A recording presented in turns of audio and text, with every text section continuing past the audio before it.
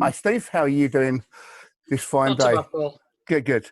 Yeah. So we left off last week with talking about strongman and things like that. So let's touch on things moving ahead a little bit and how you got involved in the Cull race, which is a local thing to you up in Yorkshire, and how we went about training you for it and getting you to third place was it, or fourth place? I can't remember now. I think it was either third or fourth in my class and fifth overall. Yeah. So it's a pretty good going thing. So yeah, start off. Tell the listeners or viewers what the Cull race entails, and it's just down the road from you in Dewsbury or whatever. So it's a traditional event. It's been going for over 50 years, and you run just over a kilometre course uphill with 50 kilos of coal on your back, which is 8 stone.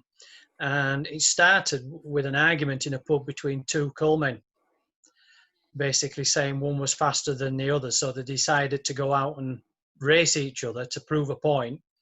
And then it just took off from there.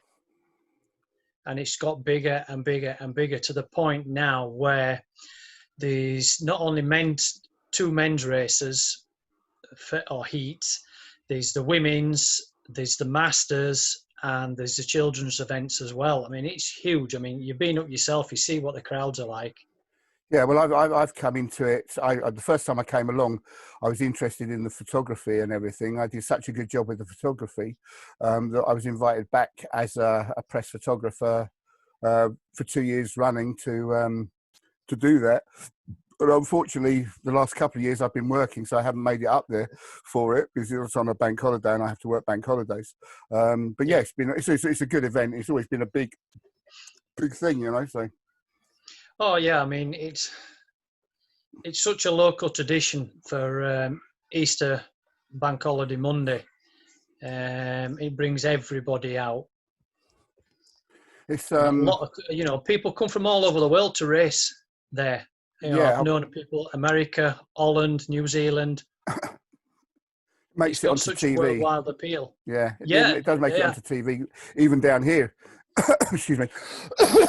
Yeah, it does make it onto TV and things. So I think it got onto Transworld Sport as well one year, and a couple of other places like that. There's a sports program that were on German TV that came over a few years back and did a long one. And the chap that does the sport on BBC News, he came over. I think it was last year, a year before, and had a go. So it's a long Ben Fogel. Oh yeah, he's another one that's done it. He did it 6 or 7 years ago, I think it was. Maybe it's before I went along to it. Then of course it's just over a mile of thereabouts, isn't it? It's 1,012 meters to be exact. Okay. And it is a big hill. I've walked up it even without a coal sack on my back, and it's a hard old slog up there. You've two hills. You've the first one, which is probably about 2,500 meters. Then it flattens off on the main road. You turn off the road, and then you start going onto the second hill, which is a slow, gradual climb, and then it hits a really steep climb. Once you get over the top of that, then you've got another 200-300 meters of a straight sprint to finishing line. And the finishing line is the maypole itself. And your time is only logged when the sack hits the ground at the bottom of the maypole. Yeah, I remember. I'm just going to say, when we put this up on the website, I've found some pictures of one of the races, so I'll put a couple of pictures up. It might not be you, but it will show certainly the grimace and strain on people's faces when they're getting to that point just short of the hill.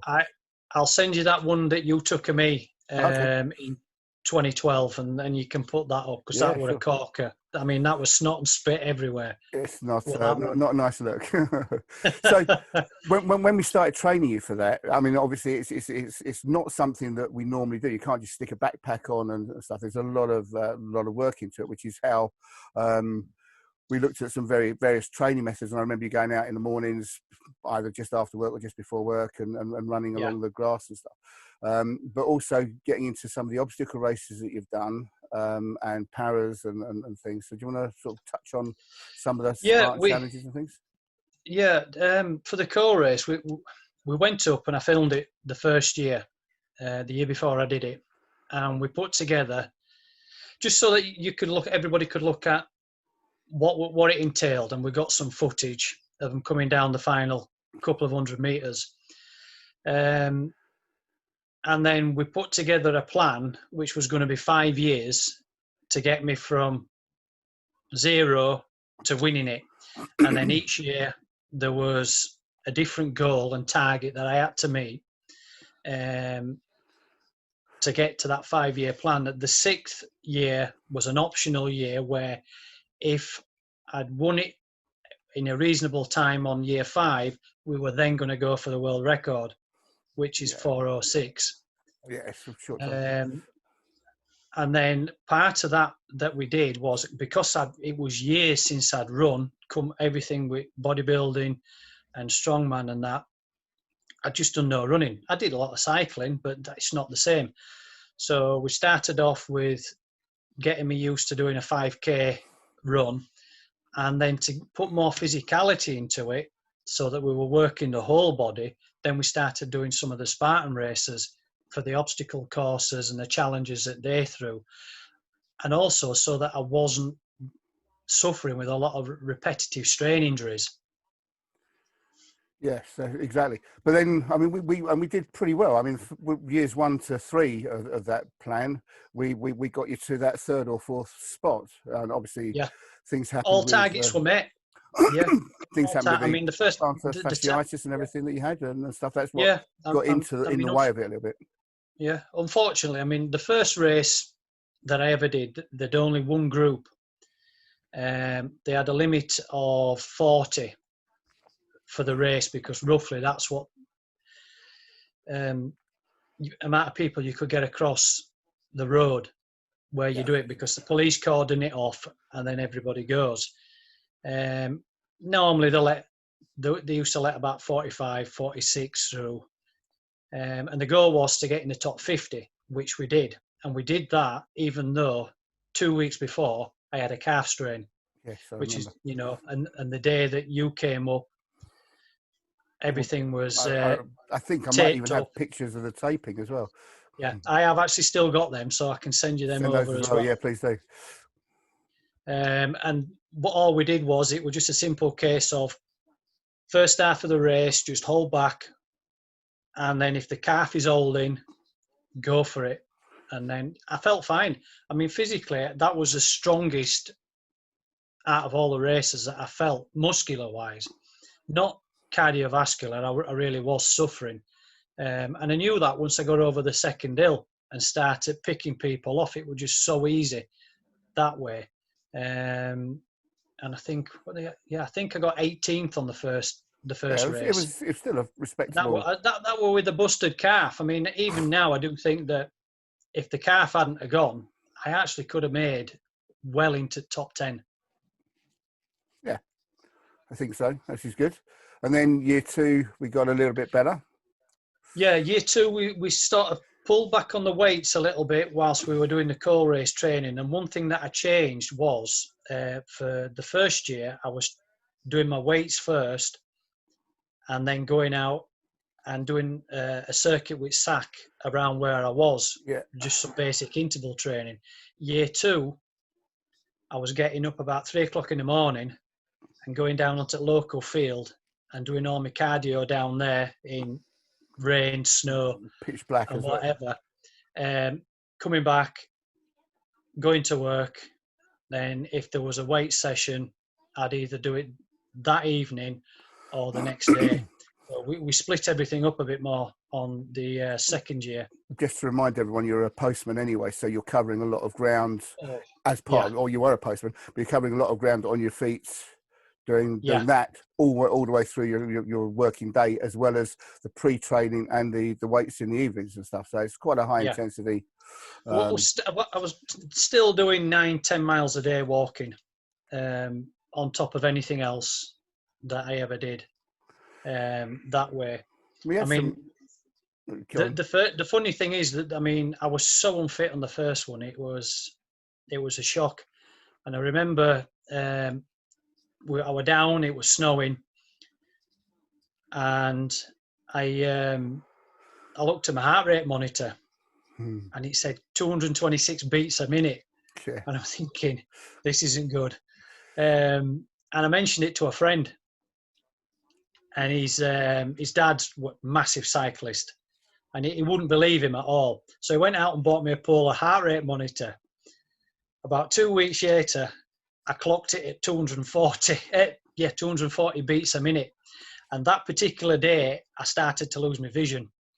Yeah, it's an extreme You know, point to get to. But this shows and explains somewhat what the coal race does to people, and how you couldn't really take what would have been normal long distance training or normal sprint training and utilize it on something that's sort of middle of the road type of event, but with a 50 kilo sack on your back, and at a lot faster pace than things like the Paras 12 and the likes. Yeah, I mean, I think for the first race we went in at actually the full 50 kilos straight away. For the others, we came in at 20, 25 kilos, starting about 4 to 6 months out. Yeah. And then slowly built it up until I were about a month out. And then by that point, I was on the full 50K.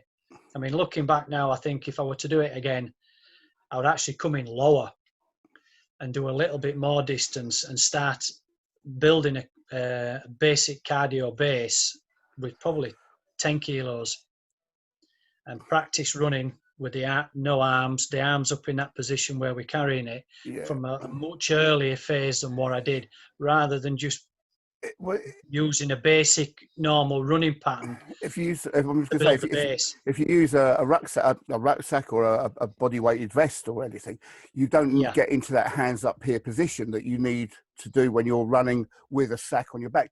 And also when the sacks are new and fresh, which happens with some of the earlier races, they're a lot stiffer and a lot harder up here. By the time they've worked through a couple more races and the coals had a chance to break down a little bit, they start to hang a little bit better and make it a very slightly easier point to run from. But it's still this hands up position, which isn't a very natural position for running, you know. And you're also bent over as well, which it does give you some compression on your lungs, so you're breathing in a funny position anyway. I mean, for me, I never did the coal race more than 10 stone 5, and you're carrying 8 stone on your back, so I'm literally nearly double body weight. Yes. Yeah, and looking at all the competitors that did it the year that I did it, I think I was one of the shortest and definitely the lightest in that person there.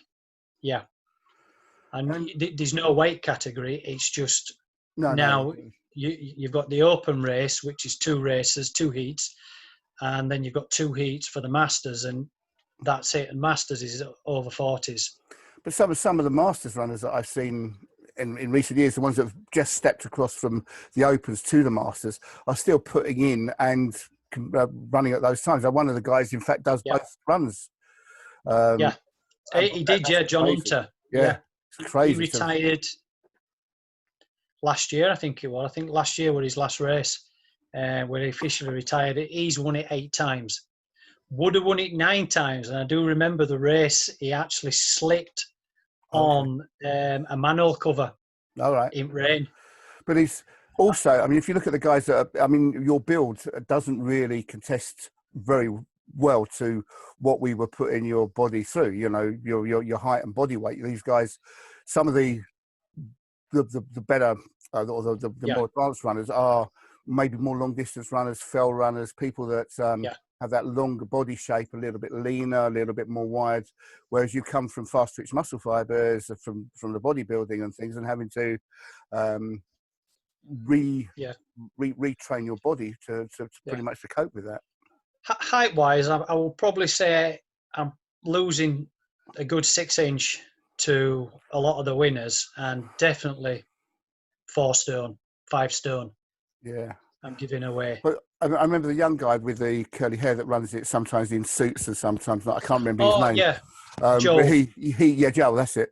He's probably one of the physically strongest looking of the runners, which Yeah, is probably why he's managed to do it.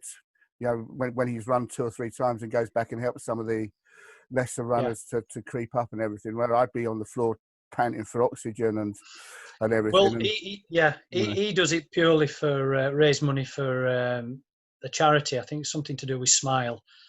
A couple of years back, he actually did all 6 races. He did all the women's races and all the men's races. I think that's the one I And then remember. and then one year, he actually did it with 100 kilos on his back. I don't remember that one. That would have been an Yeah, I don't interesting think one. you were up that year. No, that must have been. There was probably. I've been up 4 years, and I've been working at Pure Gym for 3.5 now. So since then, I haven't been up. Haven't been able to get up for it. And with the obstacle races, you did the paras as well. We touched on that Yeah, right at the very beginning. In fact, I think that might have been the one we didn't actually manage to record, but you did a fairly good time on that. That was running yeah. with was that with 35-pound yeah, backpack and the in distance boots and long trousers. and the distance is 10 mile at Catterick Barracks. which is nice and local to you. Nice camp up there. I know 2 or 3 Yeah, yeah, strong men, yeah, strong women that train up there and live up that way. yeah. So, You, yeah. you run on the exact route that the paras have to do themselves, and it's a lot of different terrain. It's up and down dale. Some of it's concrete, some of it's a bit muddy. They really do test you. And the obstacle races that you did with Spartans, I believe, yeah? Yeah, I did the Spartans and a couple of others. Didn't you get Night an invite? races. Didn't you get an invite into that Premier League thing where you had a chance to go to more of the races or do a lot more Yeah, coverage? yeah. I think I got 10th in the Yorkshire one up here, and I actually sprained my ankle during that race, so I would have got higher. And then that qualified me for going into the Spartan Beast, which is a half marathon, and we did that down at Brands Hatch. Oh, okay. Yeah, so much closer to me. Didn't know about that. I might have even managed to come along and cheer you on, but you never know. I might have been doing strongman or something at the time. Probably, yeah. And then I did some night races as well with a company. That's scary. It's thrilling in some respects, but running through woods with just a torch on your head, I can't imagine testing. wanting to do that very much. It makes you think, especially when you're only 20 minutes in and you see somebody on the floor and it looks like they've got a broken ankle. Yes, that's not a good thing, is it? No. I'm back But in my.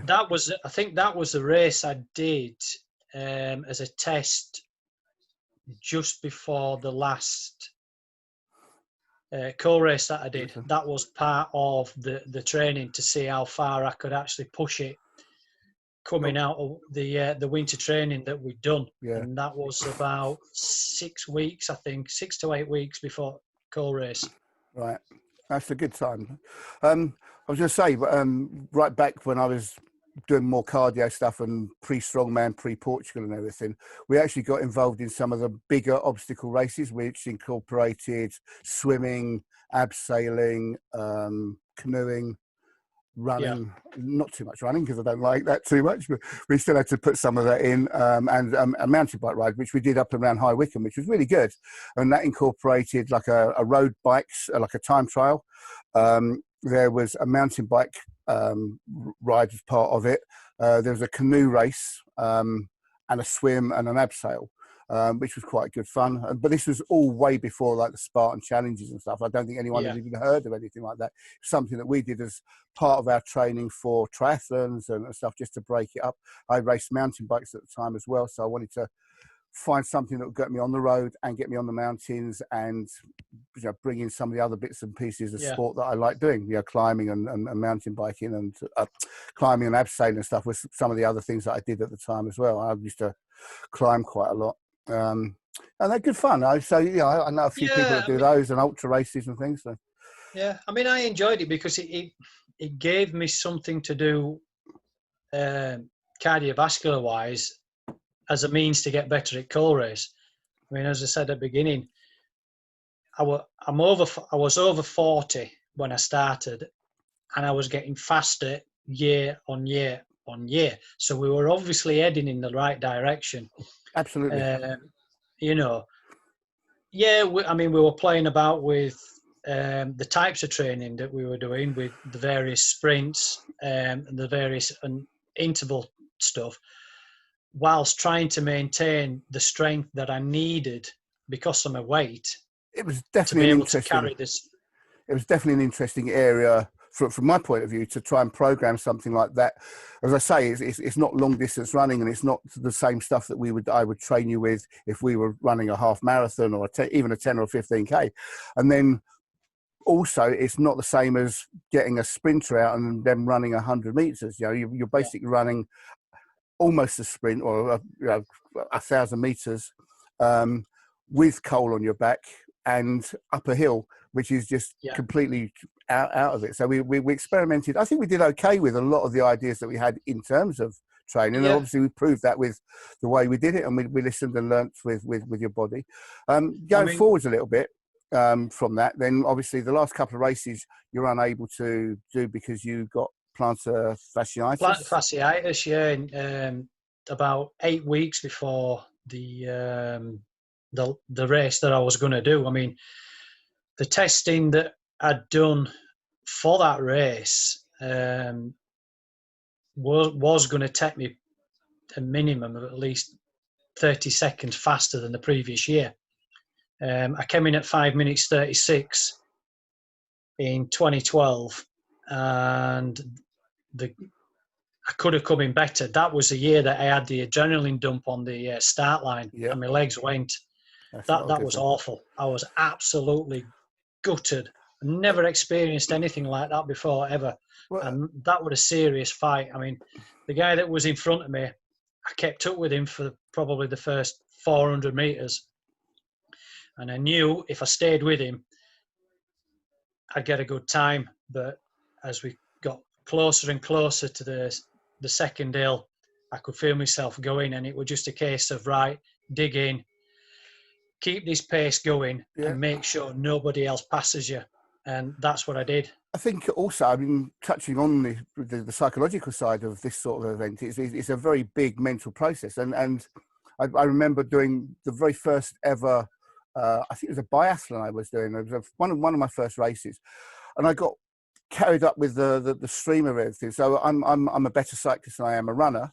And in this particular race, we started off with the run and finished with the bike ride for some reason. And it was exactly that. I got there, the adrenaline kicked in, and I ran off with the lead pack of runners. By the time I got halfway through the run, and these guys were now getting ahead of me, I was starting to hit my wall and starting to blow out a little bit. Ended up coming into the bike ride second from last. Luckily, I got back on the bike and I got into my groove and pulled back to about 40 places out of, this is about 130 people. And I pulled back to about 40 of them. So what's that, 70 people I overtook on the bike. But obviously half of those people, or 70 of them, 140 of them almost, or 139 of them, all beat me on the run. And it was purely because I'd sat there and not listened to myself and not played the game and set off steady. I'd set off with the best runners that were out there. And I had my own for the first half of the race. But as soon as I hit my wall, that completely blew me. And, we run halfway there and the second half on the way back, and you're sort of running past people and they're just coming past you and overtaking you as they're getting there. And you think, am I really cut out for this? Then you get to the end, get on the bicycle and hit my groove. And even when I did the transition, because I was so far back, I didn't really put a lot of effort into a speedy change at that time, and got my shoes on, got my bike, everything in the clips and ready to go, got on the bike, made sure I had the cycling shorts on and everything. And of course, as soon as I was into my prime area, it was great. And I was pedaling away and overtaking people. I think I even got a little bit lost at the end and still managed to pull back like 70 or 80 places. But it's an interesting thing mentally, Yeah, I think bizarrely, I think what happened, what helped me was the fact that through all my weightlifting and bodybuilding and that, you build up some mental resilience to pain, and you have to dig in, even when a rep is hard or a set is really rough. And I switched straight into that mentality. As I say, once I saw his feet pulling away, because obviously you're bent over, you can't, I could never look. So I used to just see bottom half of somebody. Once I saw them feet pulling away, I knew if I tried to keep up, I was going to die at top at second hill, if I actually got up. So I just let him go, and I stuck to my own pace.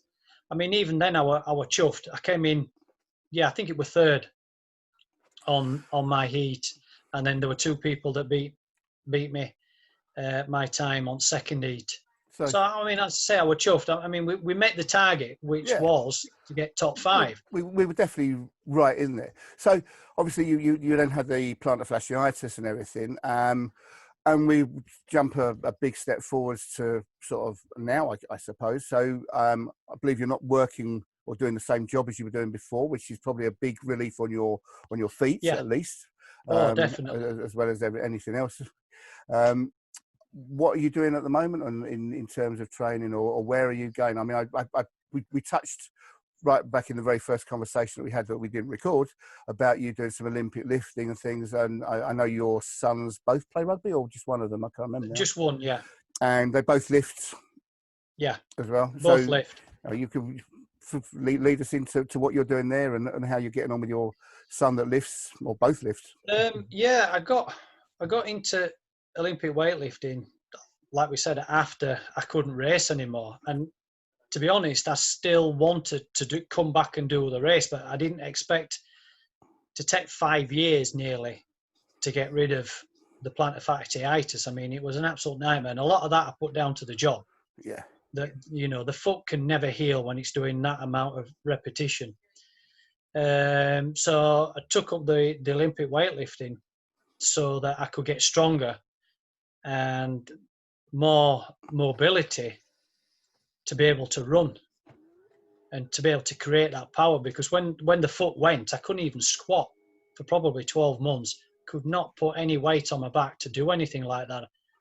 The most I could do was one-legged Bulgarian lunges, but with no weight at all. That's as much load as I could put on the foot for a long time. And eventually I ended up competing. I did the Northern Masters, and I won my age and weight class first time out. That's nice to know. And what about your sons, or both of them? They competed, or any? My eldest has done 3 competitions, I think. Okay. And the youngest, he obviously when he had his scholarship, is it scholarship?